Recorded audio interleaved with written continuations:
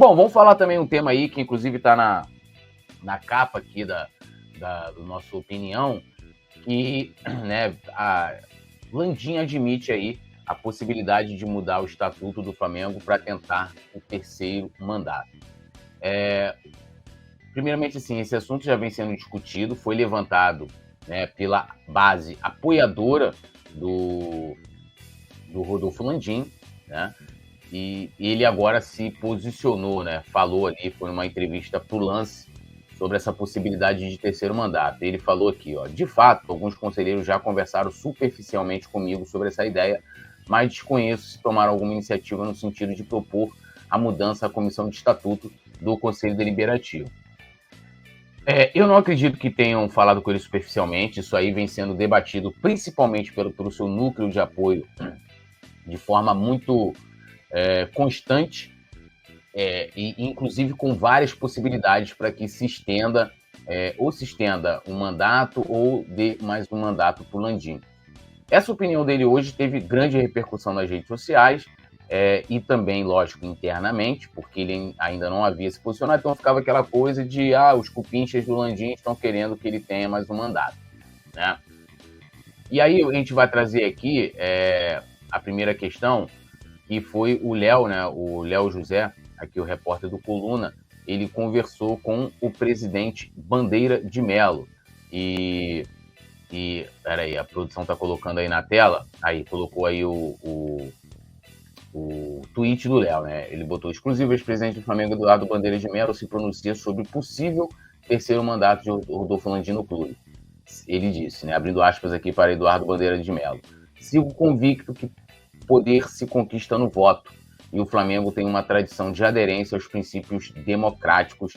Ele está querendo dizer o seguinte: os caras estão querendo tomar o poder, né, de uma forma que não está prevista no estatuto. Claro que você teria uma alteração, e a gente vai falar dessas implicações aqui.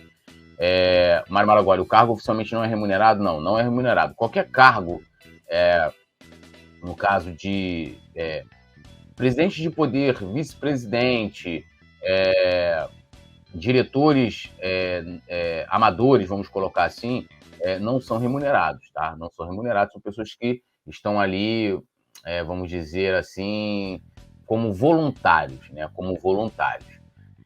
E aí, vamos à discussão disso aí.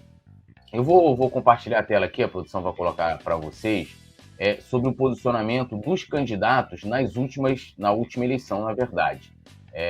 O primeiro aqui que eu vou colocar, produção, se puder colocar aí na tela, que é o do Ricardo Henningsen. Ele já foi vice-presidente, ele já foi diretor de marketing do Flamengo, né, na última gestão do Márcio Braga, de 2006 a 2009, e ele foi candidato na última eleição. E ele fala o seguinte aqui, ó: sobre a emenda de mudança do mandato de presidente do Flamengo de 3 para 4 anos, sem direito à reeleição, acho uma ótima ideia. Evita a pressão que sofre qualquer presidente em primeiro mandato para optar por medidas que contribuam para uma reeleição. Obviamente, como qualquer mudança de regra, serve para o próximo mandato, não para o que estiver em curso. Pela mesma razão que não se muda a regra de um campeonato, mesmo uma boa mudança, com ele em andamento. Por isso mesmo tenho certeza que a emenda, que se diz pela imprensa será apresentada nesse sentido, aplica a mudança na regra para o mandato de presidente que se inicia em 2025. Sendo assim, podem contar com meu apoio e considero um avanço importante para o Flamengo. Se a produção quiser, já pode tirar da tela. Ele fala aí, tipo assim, é uma questão subjetiva. O que eu sei é que ele vai se tentar a extensão do mandato atual. Não parou. Eu concordo aí com o Ricardo, né? Você vai fazer uma alteração, então isso fica, né, para um próximo mandato, para um outro ciclo, né? Mas eles vão tentar aumentar o mandato atual do presidente Landim e também mudar para que ele possa concorrer a um terceiro mandato, tá? A um terceiro mandato. E nós temos também um outro posicionamento, que foi do Walter Monteiro, também candidato na última eleição, candidato a presidente na última eleição. Vou pedir para a produção também colocar aí na tela para mostrar aqui o posicionamento do Walter Monteiro, né? E ele diz o seguinte aqui, ó: O Flamengo, que se orgulhava de ser um clube democrático, caminha a passos largos para se tornar um clube autocrático. Há 3 movimentos recentes, aparentemente desconectados entre si, mas que são a demonstração de que há uma clara tentativa de sufocamento da democracia interna. Aí ele continua. A reportagem do Globo confirma aquilo que já se comentava nos bastidores. Landim deseja prorrogar seu mandato. Aí ele fala, não vou entrar no mérito se a proposta está ou não de acordo com a regulação, Lei Pelé e Profut. O fato é que ela é indecente. Eu vou falar sobre Lei Pelé e Profut já.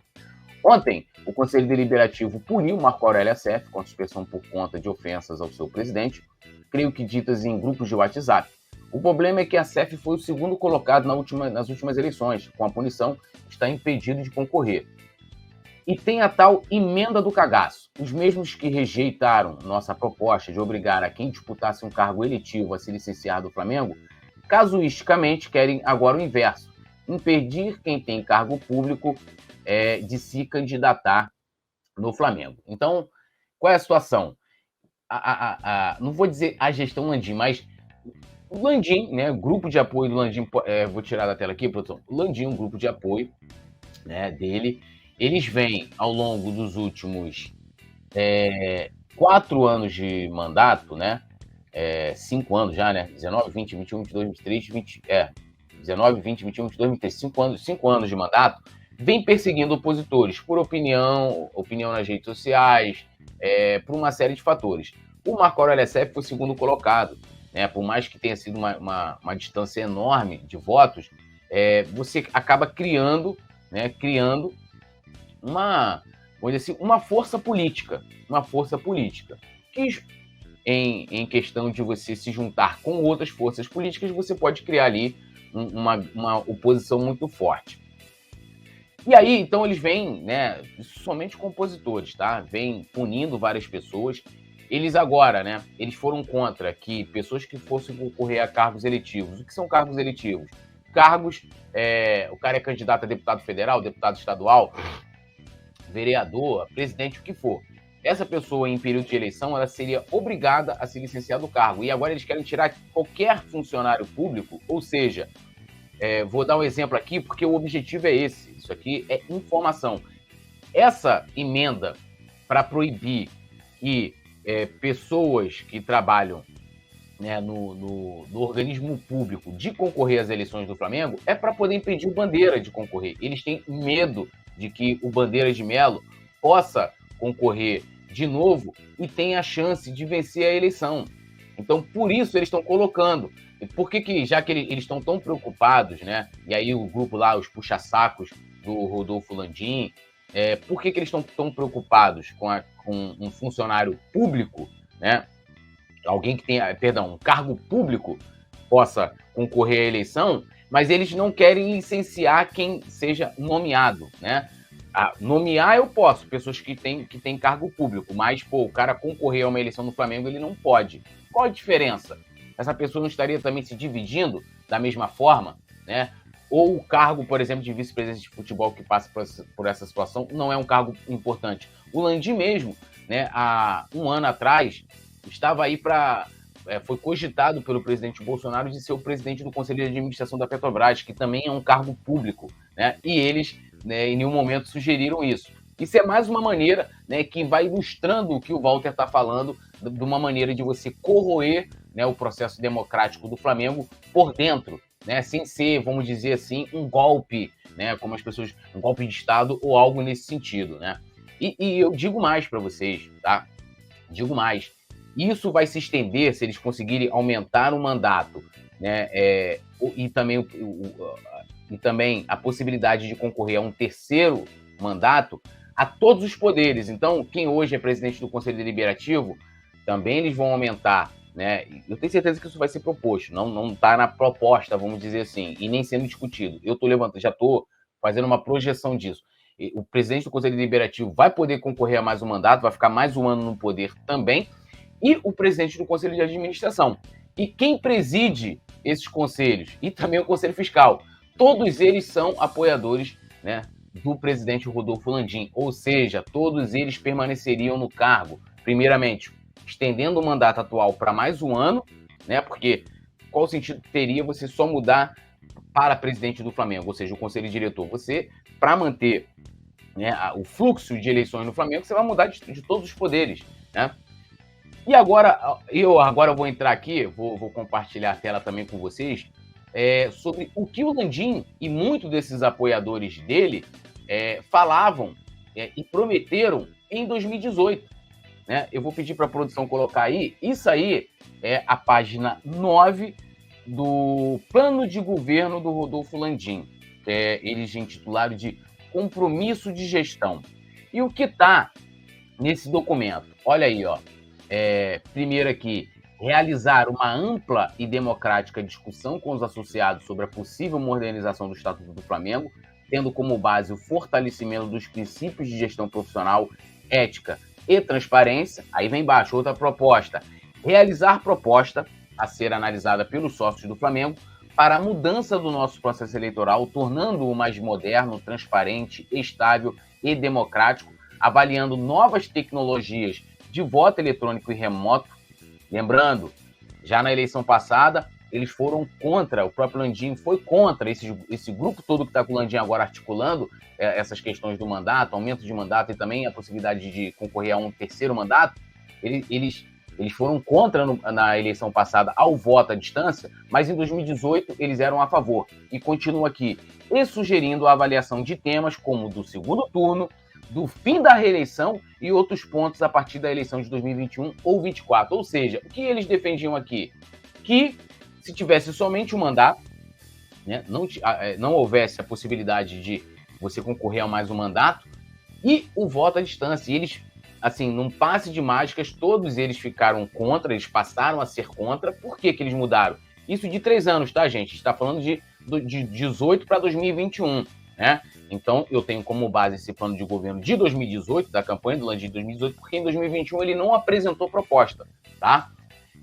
Então, assim, vocês devem se questionar por que eles mudaram de ideia, né? Ou seja, agora o Landim, seu grupo e seus asseclas são a favor de aumentar o mandato para 4 anos e não só isso, a um terceiro mandato, né? Pô, mas por que eles mudaram de ideia? É aquilo que eu li lá no primeiro tweet do Bandeira. Poder. O poder, né? E aí a questão da Lei Pelé, tá? Que até acho que é o Walter que comenta, que fala que não sabe se aquilo se aplica à Lei Pelé. Eu vou pedir para a produção colocar aí na tela, a letra vai estar muito pequena, mas na Lei Pelé, no que fala no Profut. Eu vou ler aqui para vocês, no artigo 3º, ele fala aqui das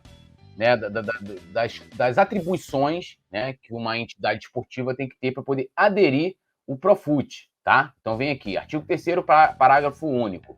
Para aderir ao Profut, as entidades esportivas profissionais de futebol deverão apresentar os seguintes documentos. Aí ele vem no parágrafo único, né, inciso 2, está até grifado por mim, falando o seguinte: fixação do período do mandato do seu presidente, de dirigente máximo e demais cargos eletivos em até 4 anos, né? Então, assim, a extensão do mandato para mais um ano, no caso do Flamengo, né, de todos os poderes do clube, isso está dentro do Profut. E aí eu não estou nem entrando no mérito se isso, você alterando, isso já entra em curso no mandato atual ou no outro mandato. Isso é um outro debate, né? E aqui fala, e demais cargos eletivos em até 4 anos, e olha aqui, ó, permitida uma única recondução. O que é uma única recondução? Permitida somente uma reeleição. Túlio, se o Flamengo aprovar que um terceiro mandato do Landim, o que pode acontecer? O Flamengo estaria, né, sendo excluído do Profut. O que é o Profut? O Profut é simplesmente um programa de refinanciamento de dívidas, onde os clubes de futebol que tiveram que fazer, né, adotar, fazer mudanças no estatuto, aplicar a lei de responsabilidade fiscal, para poder participar, eles tiveram suas dívidas, né, parceladas em 240 meses, tá bom? Em 240 meses. Então, assim, hoje, se eu não me engano, o Profut foi aprovado foi sancionado em 2016, né? Então, vamos lá. 17, 18, 19, 20, 21, né? E 22, né? Então, a gente pega aqui 12, né, vezes 5 peraí. 12 vezes 5 dá 60. Ou seja, dessas 240 parcelas que a gente passou a ter direito para poder pagar nossas dívidas, Flamengo pagou somente 60. Ainda faltam aí, né, 180 parcelas. Então o Flamengo teria essa dívida que está para longo prazo retornando para o curto prazo. Tá? O Flamengo, na época, assim, quando o Flamengo aderiu o Profut num dia, e no dia seguinte teve uma diminuição assim, de 300 milhões. Tá? Eu não estou colocando números certos aqui porque eu não fui pesquisar, para também não ampliar muito o debate aqui, a gente ir para a questão financeira. Mas o Flamengo foram, gente, por cerca aí de 300 milhões de reais em que o Flamengo teve um abatimento para pagar uma dívida a longo prazo em 240 meses, em generosas prestações que ficaram pequenininhas, principalmente para o Flamengo. Então o Flamengo teria que sair do Profut. E isso é muito preocupante, porque isso passa por toda a questão de governança, planejamento, tá? A parte financeira, a parte jurídica, tudo isso que tem a ver com as questões administrativas. E uma das coisas que a gente elogia, e não posso deixar de elogiar também, e claro que tem seus problemas, tem os pormenores, que o que começou lá na primeira gestão do Bandeira, que tinha todo esse grupo que hoje está do Landim também juntos, foi principalmente a parte administrativa e financeira, visando esses benefícios. O Flamengo foi, inclusive, um dos cabeças do Profut, iniciado, se eu não me engano, lá pelos dirigentes do Coritiba, mas o Flamengo se envolveu e tomou protagonismo, né, através do Bandeira, que o Flamengo acabou virando o cabeção, porque no dia que foi sancionar a lei, a presidente Dilma Rousseff convidou o presidente do Flamengo para estar lá no dia da assinatura, para vocês verem como o Flamengo foi protagonista nesse debate, né? E tudo isso se deve às boas práticas financeiras e administrativas que o Flamengo veio adotando de 2013, né, até aquele momento, e mantém até hoje. A gente tem hoje uma lei de responsabilidade fiscal que qualquer dirigente do Flamengo que